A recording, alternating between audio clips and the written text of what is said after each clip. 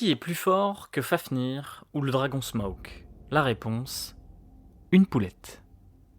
Je suis Louis Brache et vous écoutez Légendes de France. Et aujourd'hui, nous poursuivons notre nouvelle série autour des dragons de nos provinces de France. Avant de commencer, je vous invite à noter ou à liker le podcast si l'émission vous plaît.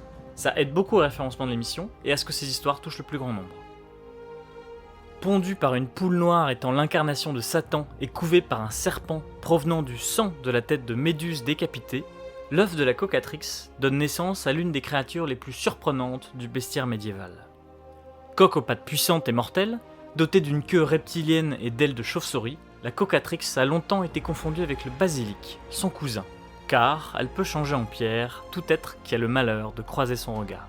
Pétrifiant tant arbres qu'animaux ou hommes, l'une d'entre elles aurait ravagé la région de Troyes durant le règne épiscopal de Saint-Loup. Saint-Loup est mieux connu comme étant le défenseur de la ville face aux hordes sauvages d'Attila le Hun. Mais son œuvre est immense. La cocatrix en fait partie. Il trouva la bête dans une forêt de pierres, entourée de ses victimes statufiées.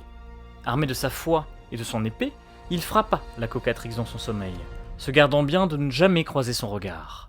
Il rapporta le corps entier, de la taille d'un bœuf, jusqu'au parvis de la cathédrale de Troyes. Et, afin de conserver le corps, les habitants le salèrent. La cocatrix gagnait ainsi le surnom de chair salée. Pour les auditeurs assidus de l'émission, vous retrouverez un rite commun à la légende de la gargouille, à Rouen, que je vous invite à écouter. En effet, lors des rogations, soit les 3 jours précédant l'ascension, la montée du Christ vers le ciel donc, les Troyens promenaient fièrement chair salée. Un dragon de bronze suspendu à un mât prenait alors la tête de la procession. Il ouvrait la gueule, battait des ailes et agitait la queue grâce à des ficelles passées à l'intérieur du mât. Le premier jour, il était couronné de fleurs, orné de guirlandes et traversait la ville comme une fiancée. Le deuxième jour, on le parait de rubans et de pompons, telle une mariée. Finalement, le troisième jour, on célébrait ses funérailles, la veille de sa salaison. Mais paradoxalement, la cocatrix a bien gagné, car on retrouve maintenant Saint-Loup partout à Troyes sous la forme de belles statues de pierre. Merci à tous d'avoir écouté cet épisode.